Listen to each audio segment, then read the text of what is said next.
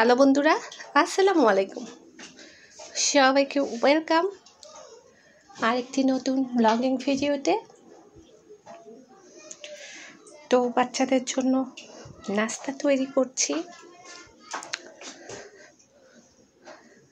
তো প্রথমে ডিমটা ভুনা করে নিলাম, এখন টমেটো সস দিয়ে দিলাম।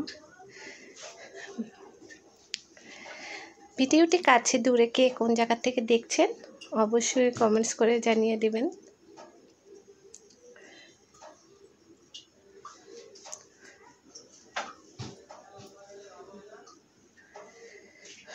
তো ভালো করে কষানোর পর এখন আমি কিন্তু এখানে মশলা দিয়ে দিচ্ছি। যেহেতু আমি পাস্তা রান্না করব বাচ্চাদের জন্য, সেহেতু আমি এখানে পাস্তার মশলা অ্যাড করে দিলাম। সাথে হচ্ছে নুডলসের একটা মশলা ছিল, সেটাও দিয়ে দিলাম।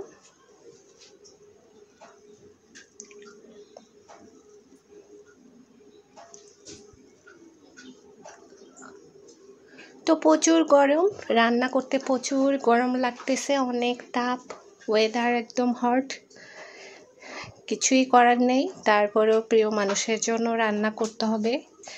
বাচ্চারা তো একটু পরপর ক্ষুধা লেগে যায়, ওদের খাবার দিতে হয় টাইম বুঝে বুঝে। আর হচ্ছে ওরা একবারে বেশি খেতেও পারে না, একটু একটু করে খায়। আর এটা বাচ্চারা খুব পছন্দ করে পাস্তা।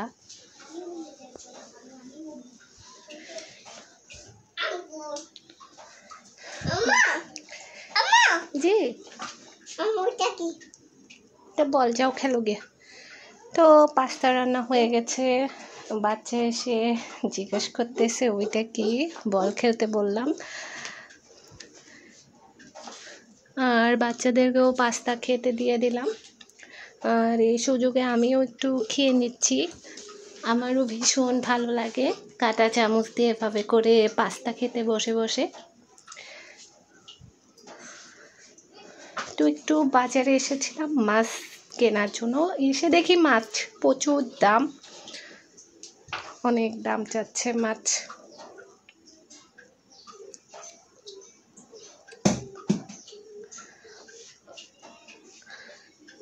তো বাজারে তেমন একটা মাছ উঠে নাই ঈদের পরে যেহেতু।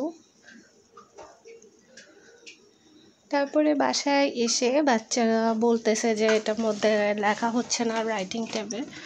তো তারপরে এখন হচ্ছে দেখলাম এই তো ব্যাটারিটা মনে হয় শেষ হয়ে গেছে। তো এটা কোথায় কিনতে পাওয়া যায় সঠিক জানি না। তো এই ব্যাটারিটা দিলে মনে হয় চলবে, মানে ও এঁকেছে বাট মুছছে না।